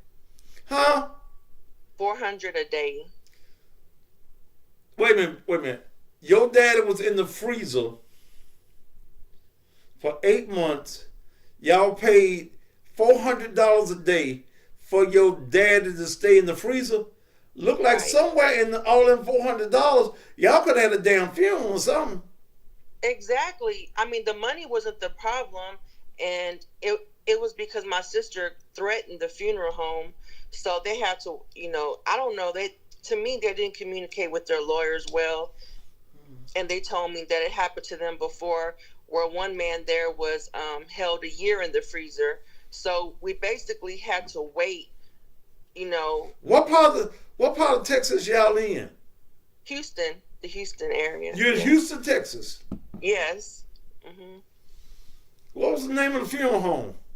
I moved him to All People's Funeral Home in Rosharon, Texas. Wait a minute. All People's Funeral Home. All People's Funeral Home. In LaSharon, you say, is that LaSharon? Rosharon. Rosharon, Texas. Texas, yes. So y'all paid $96,000. Well, the funeral director, the owner, she gave us a discount. She dropped it to like 20. No, she didn't give y'all no discount. Yeah. How much was the discount? Well, she dropped it down to $20,000, and I paid a third of that. But I don't think she collected from my sister. I did because I felt bad that that my dad was there. But how come? Wait a minute. You paid $20,000. No, I paid a third of that. So how come you didn't take that third and say, look, let's go and dump him in the hole or put him in the fire? Well, that's what they did. They ended up cremating him. I paid for his cremation, and I paid a third of the $20,000. Well, damn. Yeah. All right. Well, I just want to know because I kept reading your statements on here where your daddy stayed in the mall for 8 months. 8 months. Taking up all that freezer space. Some other day somebody could have been in that spot. All right. Yeah. You ain't had no more. You ain't had no more people to die, did you? Just some of our patients on the ambulance. That's about it. You drive the ambulance? I don't know if you remember. I sent you some gloves in the mail. Remember me in the mask? Yeah. That's me. Yeah. I remember them gloves you said right when the pandemic started. Yes, okay. That's me. What happened to the insurance y'all had on it? The insurance, it was only a small policy for $5,000. So the funeral home, a different funeral home had them before I had him moved, and my sister was threatening them. So that's why the man told me to come get my dad. He said, "Come have somebody come pick him up." But some of the money had already been used toward them for the embalming and whatever other fees they charged. So that's why I was, the one paying for everything pretty much. All right. Well, thank you. Okay. You're welcome. All right. Thank you so much. Okay, you're welcome. Yeah. Bye. Well, then.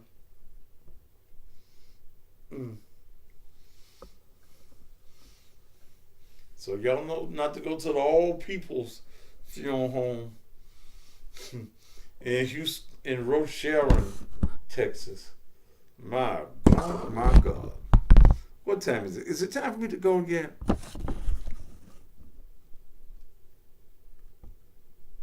Yeah. I'm through with the Bobby Ojay saga.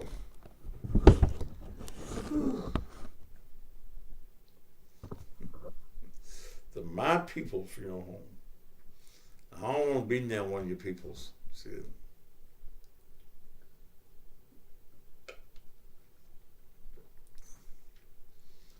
You go in there, the Undertakers look like Undertakers. Good evening. Can I assist you, please? You want to see our fine quality caskets? Our fine rolling stock? Oh, shit. All right. It's time for me to go, y'all. My wife ain't even got home yet. So, I'm about ready for some Hennessy, and I can't get up and go get my Hennessy.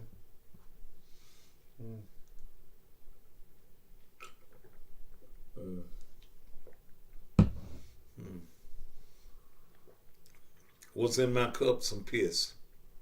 You want some?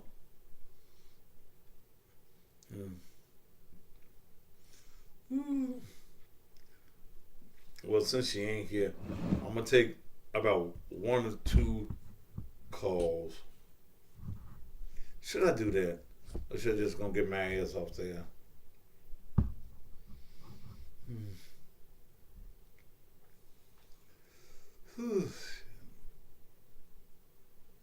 Go get it, y'all. Wait, no. I have to go way downstairs to the bar.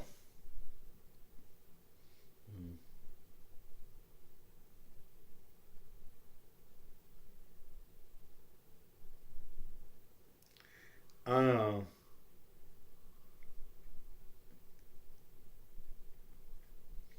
I'm finished with the story.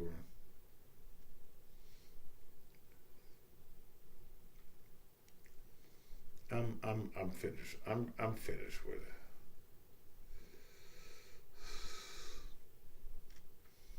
And then y'all won't get on my goddamn nerves calling me. WDIA. If you really want your morning show, I'll buy the time.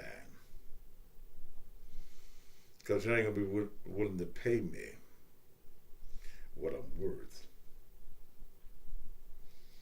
But y'all hopeless. WDI. Y'all hopeless. Like I said, I'm finished with the story. I'm finished with Kim. I'm finished with Josh. I'm finished with Shandy.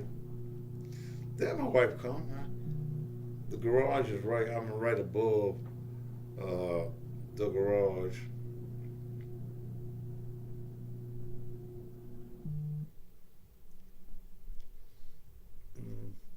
I tried to help those young people. They won't listen. I don't know why she got that radio in that car so damn loud. I hear it up here. My son, thank you for asking. This evening when I spoke with his wife, he was opening and closing his eyes. He is still not fully from under the medicine, Protodol, or whatever kind of doll it was. I don't need no goddamn suggestion box, motherfucker. What the fuck I'm gonna do with a suggestion box? I don't need you motherfuckers suggesting what I need to talk about. Shit. Keep my son in your prayers. He's better this evening than he was on this morning.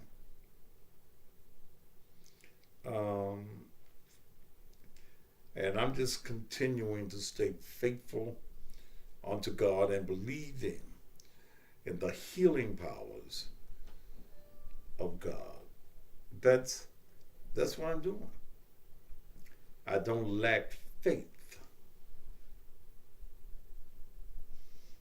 Okay? I don't lack any faith. I expect not death, but healing. I got so happy riding along in my car today when I thought of the goodness of God. And when I thought about the fact that he died on Friday. But God saw fit, even though the doctors want to take credit for it. And in their resuscitation, I want you to know that there is no resuscitation unless God does the resuscitating. And I just believe that my son will be able to testify, that I'll be able to bring him on this show and let him testify. But all I could say as I drove by was hallelujah to your name. And this thing, the Spirit just, and the anointing came all over me as I was driving to Houston's this evening. It just came all over me that God was moving, and that God moves at his own pace. We used to sing an old song in the Missionary Baptist Church. You can't hurry God. You just got to wait. And as tears rolled down my cheek as I got under the anointing as I was driving, All I asked God was not to go to Clarksville because you're already there. Move in your way. And I decree and declare that is already done.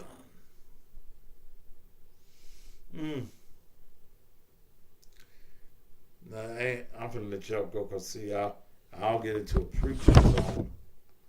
Yeah.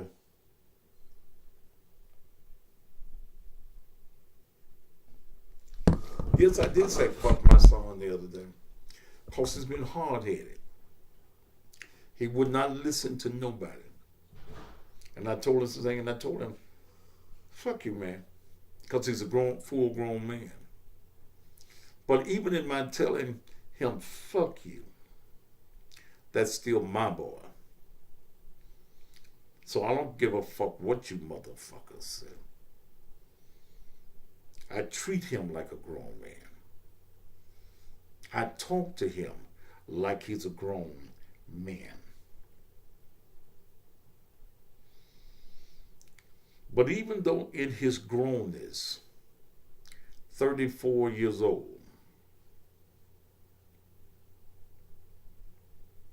he mine and his mama's. And his mama's told him the same thing, boy, Raymond, fuck you. You won't listen to nobody. You want to do everything your way. You want to tell the doctors what you ain't going to do. You walked out of the hospital. You told the doctors that they had no power to keep you there, and you walked out. And the very same folks that you walked out on, you're laying in their hospital right now, but God.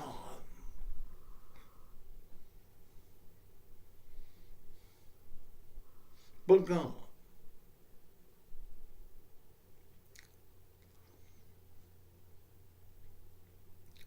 The healing power of God. Yes, I did mean it when I told him, yeah. I did tell him. And I've been telling him, fuck you for years. And it wasn't the first time he heard it. When he was working for me, I told him that all the time. Lord have mercy, give me my glass, Jesus. You finally got home. I couldn't put the station on pause. Hand me my glass so I can close this show out for the night. Come on now. I mean, stand there looking at me. Come on now. Come on. I'm doing my show. Please. I didn't know my mouth had what you mean. You don't want to let them know I was in here. Please don't holler. Okay. Give me the thing and bye. Come on now. Thank you. Has he always had heart issues? Yeah. Apparently.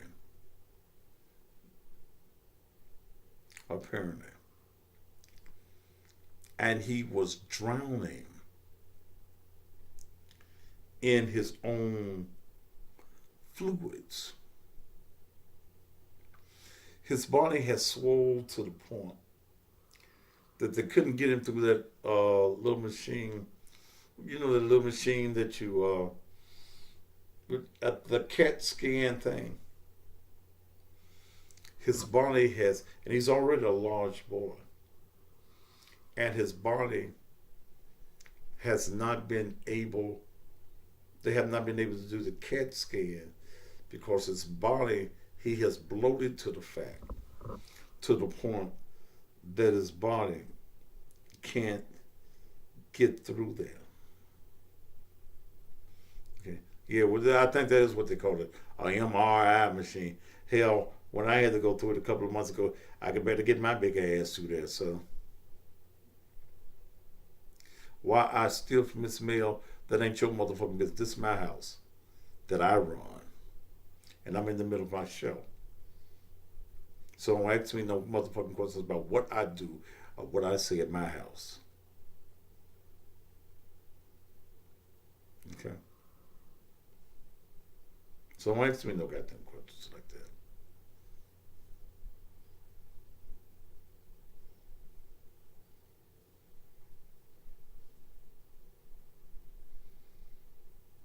But he's coming along from what happened on Friday to this point,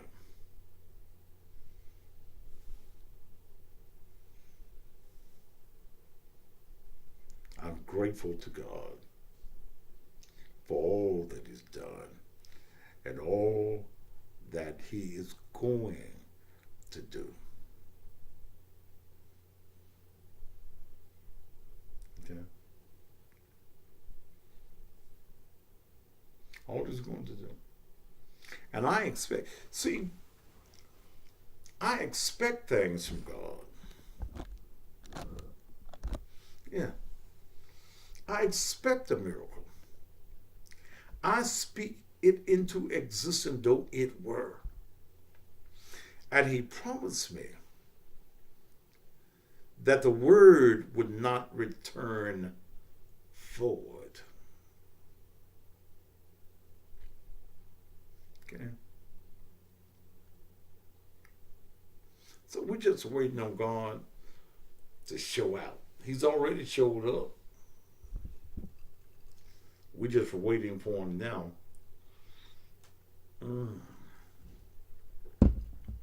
To show out. And if I or His mother gave up on our faith, then how can we declare of what God can do? We won't even let anybody speak to us about the negative. What if He don't make it? We don't deal with them what ifs. I don't deal with the what if He don't make it.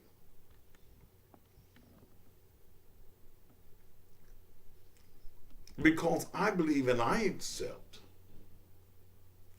that He is going to make it. Faith is an action word. I can't just talk faith. I got to walk faith. I got to believe faith. And my thing is this, if you're going to worry, why are you going to pray? And if you're going to pray, why you worry? I put it in the hands of God and have told God to do what you do. You've been healing the sick a long time. You've even raised the dead. You've walked on the sea.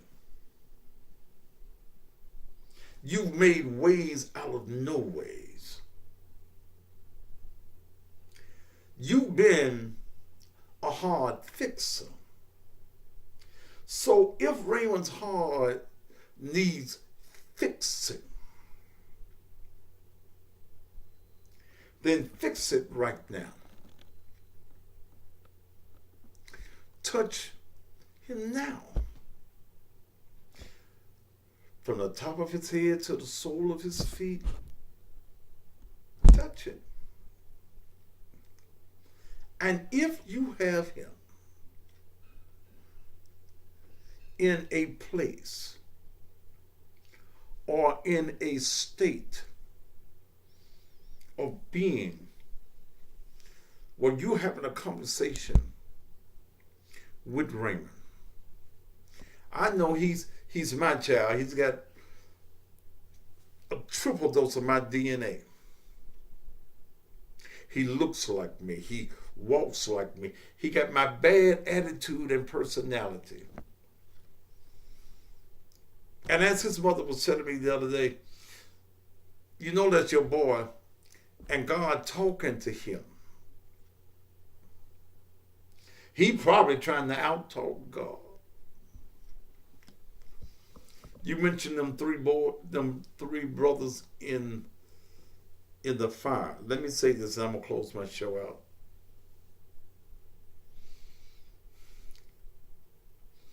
You talking about Shadrach, Meshach, and that bad Negro. And here's the thing that I say. When they told them boys that if you don't bow to King Nebuchadnezzar, We are going to throw you in the fire. Can I close now? They said that we refuse to bow.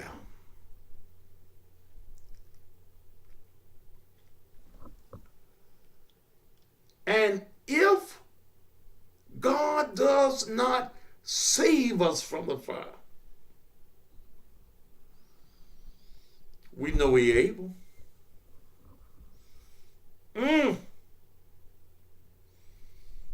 We know that if we go in the fire,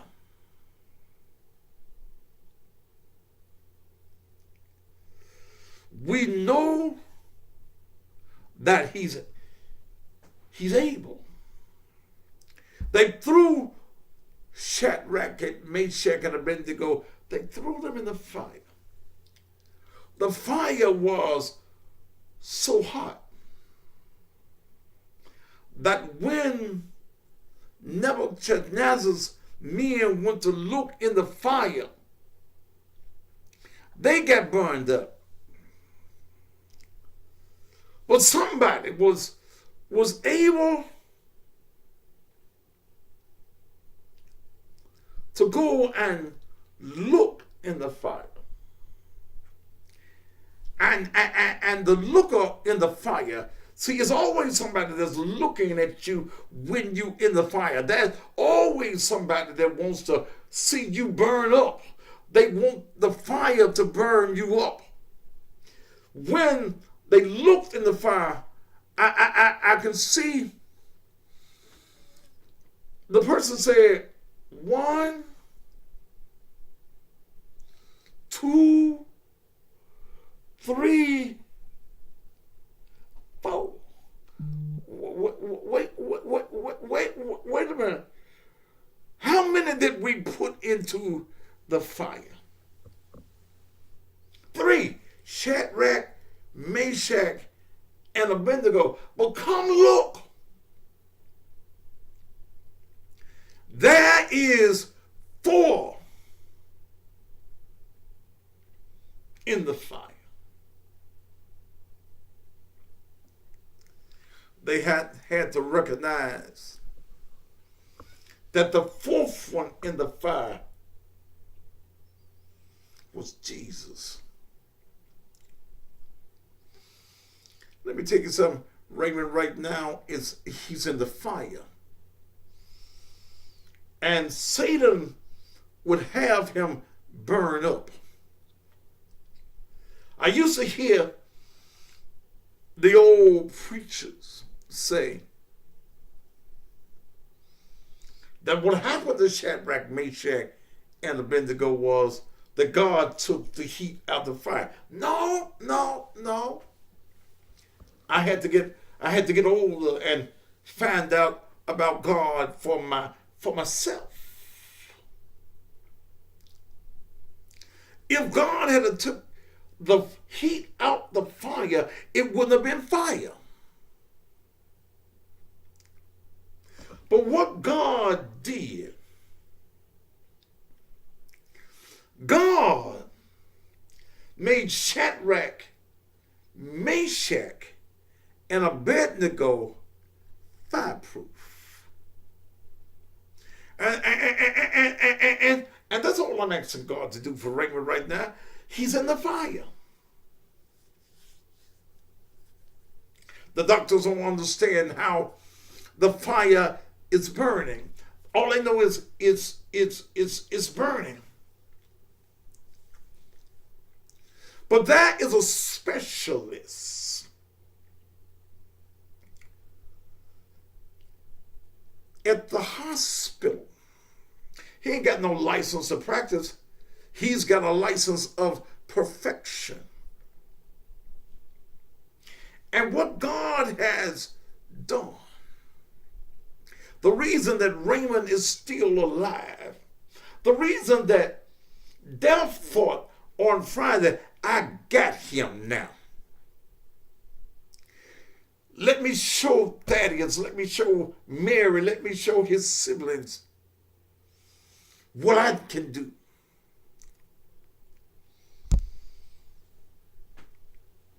But God told death, you better behave. Life and death belongs to me. You think you got him? Let me show you. And he used the doctors and their instruments to bring him back. God said, I'm going to make you fireproof. Devil wants to burn you up. But I'm going to make you fireproof. So I'm waiting just to give you the report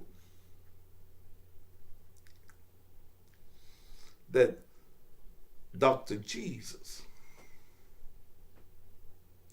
who has made his rounds around the hospital, says that everything will be all right. I thought about a song, and I played it Power on. And I'm gonna go off on this song. I played it yesterday morning on my blues show. Cause see, I'm gonna have to let y'all alone, cause I didn't get it one of them zones.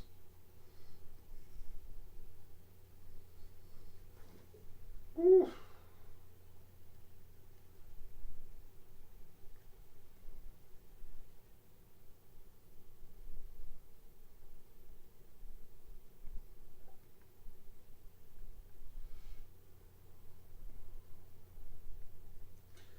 And y'all ain't gonna remember this song.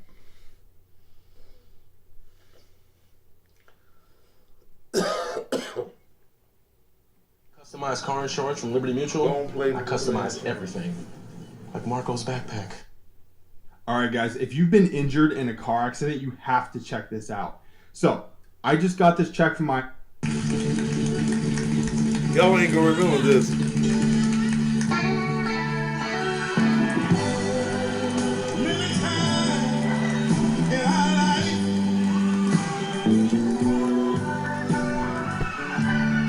When we do all we can to do what's right, I'm wondering,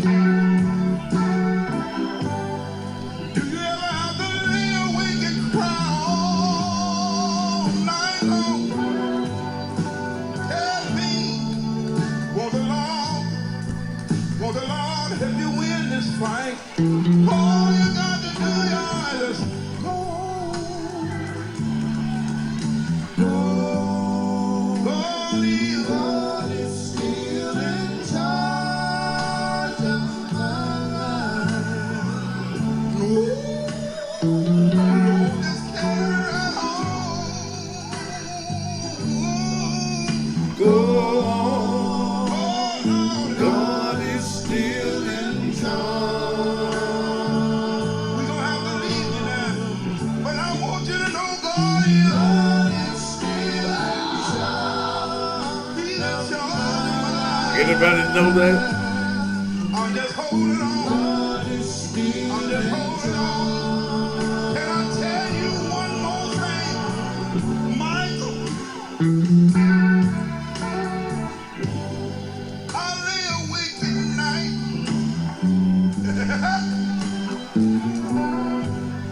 thinking about all the things that's happened upon me.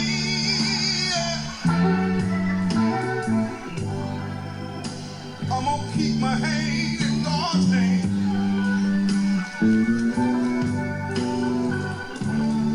After a while, He promised to set me free. You know what you can do? Laugh in my face if you wanna. Talk about me behind my back. It really don't make no difference to me. No, you know why?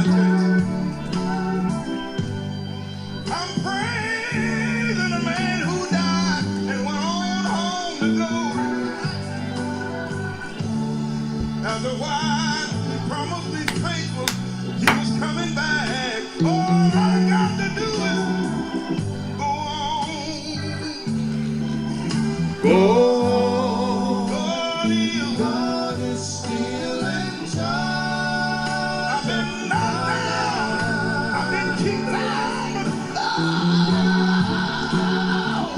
I'm gonna go on. I ain't gonna let nobody turn me around. God is still in charge.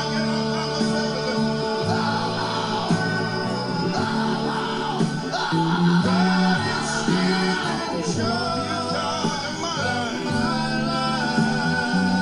Oh, Lord. God is still in charge. Say yeah,